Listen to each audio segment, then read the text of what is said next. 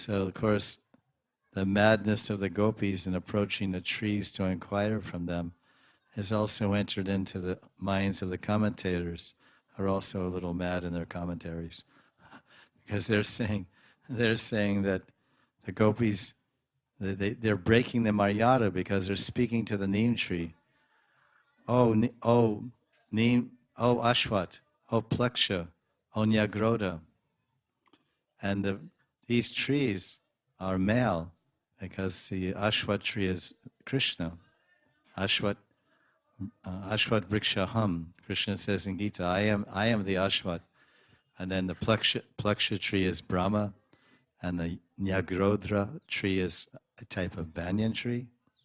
So they're telling Brahma, and they're telling Vishnu, the Sakshi.